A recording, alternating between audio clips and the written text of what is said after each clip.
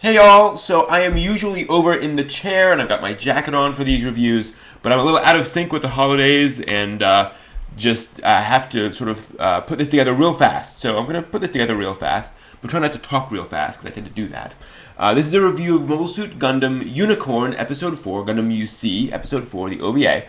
This episode came out a couple weeks ago, on Blu-ray at least, and it's been available for a little while on the PlayStation Network, I do believe. So, first off, I am going to talk about characters who are in previous episodes, things like that. This is going to be I'm not going to completely avoid talking about anything that happens in the episode, but I won't say who lives or who dies or anything major. I'm just going to be pretty high level in this. But, we're deep enough in that I kind of have to talk about sort of the overall direction of the plot and so forth. But I'm going to, again, I'll avoid major stuff.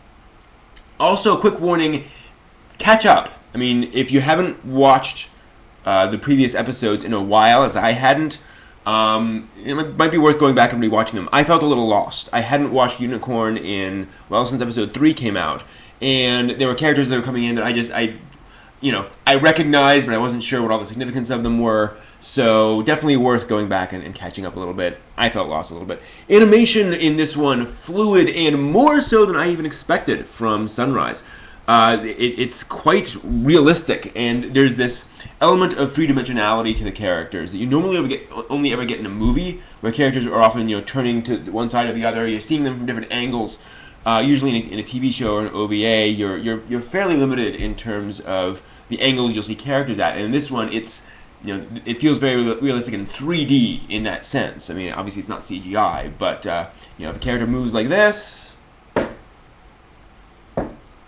the animators need to know how to draw those different angles on the face. And so they do that a lot. And it's more realistic even than earlier episodes of Gundam Unicorn. This just feels movie quality, even more so. It's like they're really ramping it up. The direction overall is favoring a lot of close-ups with some long shots, not a lot of sort of medium shots of characters. This director really likes getting in close on characters' faces and really ramping up the emotion that way. And it works for this, especially in this episode where things are getting quite emotional. The story, and again I'm going to stay high level, involves a big desert trek involving Banagher, which it actually kind of is reminiscent of the big desert story with Amuro Ray in original Gundam. So you get a little bit of that in there, and then it ends with a big battle. I mean, there's a huge, like a 20-minute battle sequence at the end of this OVA, and it's just gorgeously animated. As usual, Sunrise lavishes a little more attention on the mecha animation than the character animation in Gundam, and this just looks gorgeous. It really does. And to be fair, I mean, that sells. So hey, and so I mean, it ends with this giant battle that my jaw dropped throughout the entire thing. It just keeps on going and going and going. Epic is a word that tends to be overused these days, but it really applies here. And there's a lot of interplay between characters, and we really start seeing some of these characters start to pay off, if you will. There's some great stuff between Zinnemann and Banagher. There's great stuff between Banagher and Lonnie, the pilot for Neo Zeon. And a couple of characters come into their own and really start to get defined. Ride, the blonde pilot, he's starting to get very interesting. And Audrey Byrne has finally started to come into her own as, let's be honest, Mineva Zabi. So that we finally get a turning point for her character in this episode, which is again, I'm not saying what it is or exactly how that plays out, but that clearly is moving forward in a strong way. Starting in this episode, there's a wonderful scene with her, and if you haven't heard already, Bright is back. Commander Bright has shown up. He's not in it much. I mean, he's just in it for a couple of scenes, enough to establish that he's there and he's still awesome.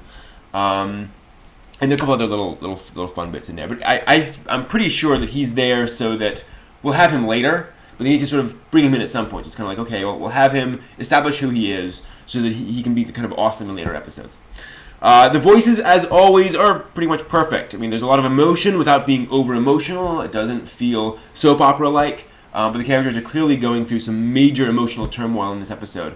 And the voice actors are definitely, firing off on that. So awesome to see. So those are my thoughts on Gundam Unicorn Episode 4. Thank you for watching. I hope you enjoy it as much as I did. I was just loving the whole thing pretty much. And it was just very, very impressive. I can't wait to see where it goes from here.